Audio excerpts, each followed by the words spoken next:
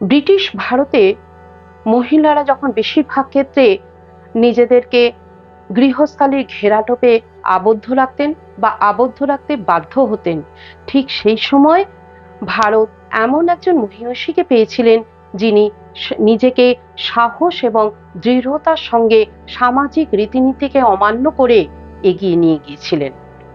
তিনি শুধুমাত্র একজন সমাজ সংস্কারক বা অলিম্পিয়ান ছিলেন তাই নয়, তিনি একজন প্রভাবশালী নারী ছিলেন। আজ আমি আপনাদের সঙ্গে আলোচনা করব টাটা গ্রুপের এক অসাধারণ ব্যক্তিত্ব এবং নারী স্বাধীনতার অধিকারের এক অদম্য সমর্থক মেহেরবাই টাটার জীবন সম্বন্ধে। নমস্কার, নভেল অফ ইভলিউশন চ্যানেলের নতুন এক পর্বে আমি অর্পিতা আপনাদেরকে স্বাগত জানাই।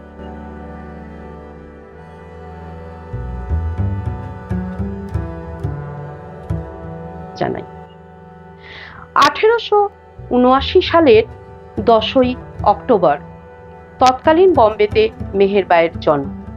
তার বাবা হরমুজজি যে ভাবা উচ্চশিক্ষার জন্য ইংল্যান্ডে যাওয়া পার্সিদের মধ্যে প্রথম একজন ছিলেন।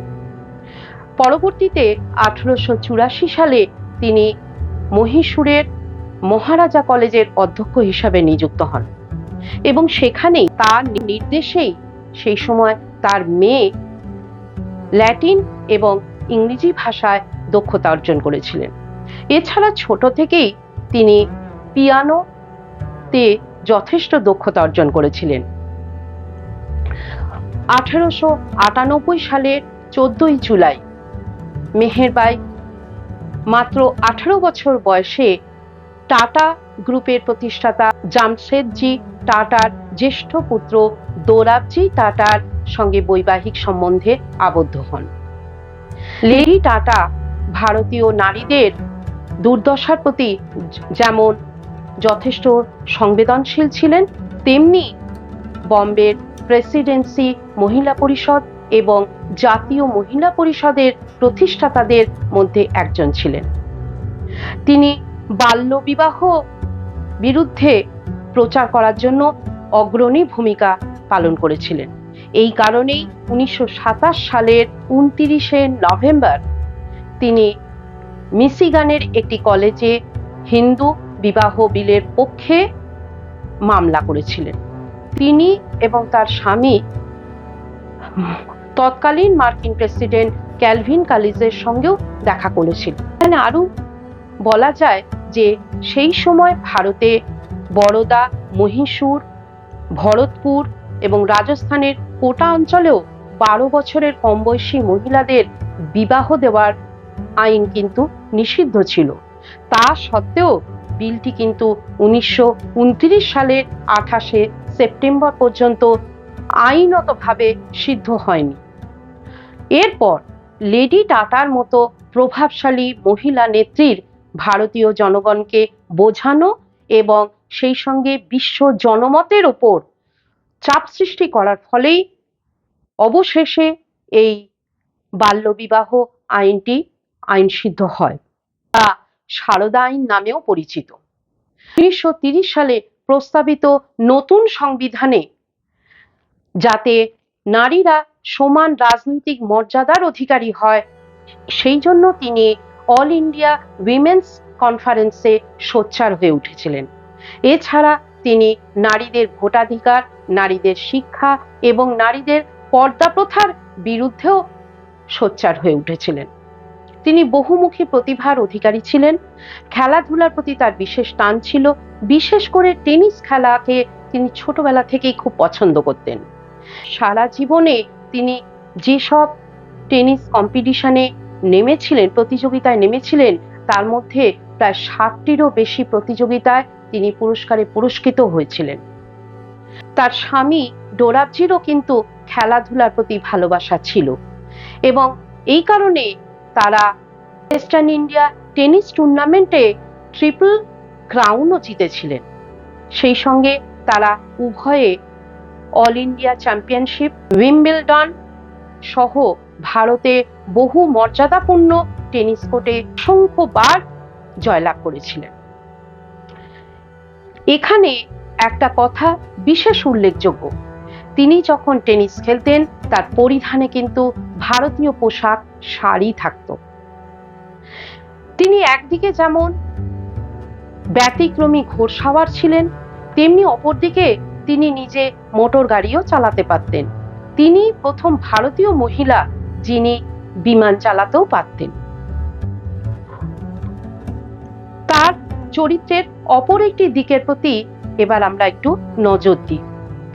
1900 সালে তার স্বামী দোরাবজি তাকে 245.35 ক্যারেটের একটি মহামূল্য হিরে উপহার দিয়েছিলেন, যা বিখ্যাত কোহিনূরের থেকেও আকারে দ্বিগুণ ছিল।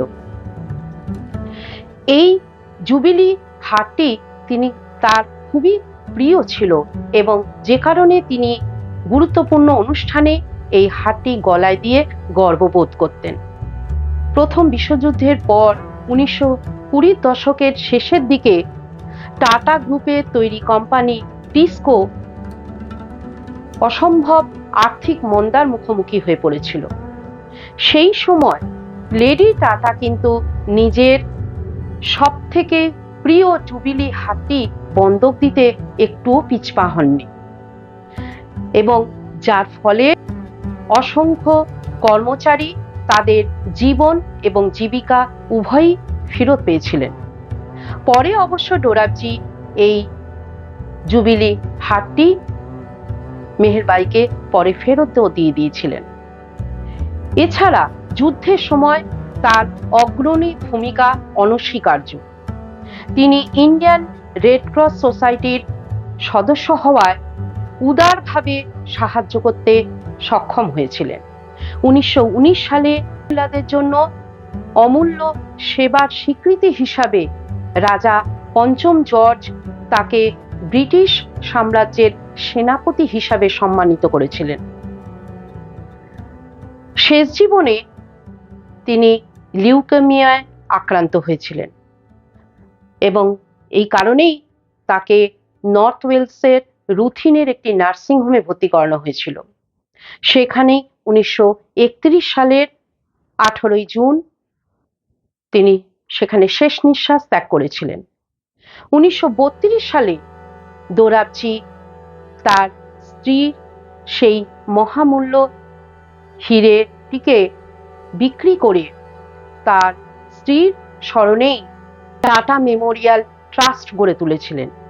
এই ট্রাস্টটি, যেটি 15,000 বর্গ কিলোমিটার জায়গা জুড়ে 80 শয্যা বিশিষ্ট হাসপাতাল গড়ে উঠেছিল, সেটি বর্তমানে প্রায় 70,000 বর্গ কিলোমিটার জায়গা জুড়ে 600-র বেশি শয্যায় এসে দাঁড়িয়েছে। 1941 সালে যে হাসপাতালের বার্ষিক বাজেট ছিল 5 লক্ষ টাকা মতো, সেটি বর্তমানে 120 কোটি টাকারও বেশি বাজেটে এসে দাঁড়িয়েছে। এছাড়া ভারত এবং তার প্রতিবেশী রাজ্য থেকে প্রতি বছর 25,000-এরও বেশি রোগী এই হাসপাতালে আসেন। প্রাথমিক চিকিৎসার মাধ্যমে 60% রোগীকে বিনা মূল্যে চিকিৎসা প্রদান করা হয়ে থাকে। এছাড়া ডোরাবজি তার স্ত্রীর নামে আরেকটি ট্রাস্ট খুলেছিলেন, যা lady Meherbai D Tata education trust নামে পরিচিত। যে কোনো স্বীকৃত ভারতীয় বিশ্ববিদ্যালয় থেকে স্নাতক ডিগ্রি অর্জনকারী যে কোনো মহিলা যদি বিদেশে উচ্চশিক্ষার জন্য যেতে চান, সেক্ষেত্রে এই ট্রাস্টের মাধ্যমে তাদেরকে বৃত্তি প্রদান করা হয়ে থাকে। তার মৃত্যুর স্মরণে তৎকালীন লন্ডনে দ্য কমন কজে বলা হয়েছিল, তার মৃত্যু দেশের নারী আন্দোলনের অধিকারের এক উল্লেখযোগ্য ক্ষতি। কারণ মেহেরবাই বিশ্বাস করতেন ভারতের অগ্রগতি শিক্ষা এবং সামাজিক রীতিনীতির মাধ্যমে নারীর ক্ষমতায়নের উপর নির্ভরশীল। বর্তমানে লেডি টাটার উত্তরাধিকারী হিসাবে শুধুমাত্র টাটা গ্রুপের কর্মচারী বা তার বংশধরেরাই নয়, সারা ভারতবাসী তার উত্তরাধিকারী হয়ে উঠেছেন। কিভাবে? কারণ তিনি ক্ষমতায়ন, স্থিতিস্থাপকতা এবং নারী অধিকারের প্রতীক হিসাবে থেকে গেছেন। তো আজ ছিল লেডি টাটা সম্পর্কিত ছোট্ট নিবন্ধ। আপনাদের কেমন লাগলো জানাতে ভুলবেন না। যদি এই বিষয়ক কোনো মন্তব্য থাকে তাহলে অবশ্যই আমাকে কমেন্টে জানাবেন। আর এই চ্যানেলটির পাশে থাকার জন্য লাইক, শেয়ার, সাবস্ক্রাইব করতে ভুলবেন না। ভালো থাকবেন। নমস্কার।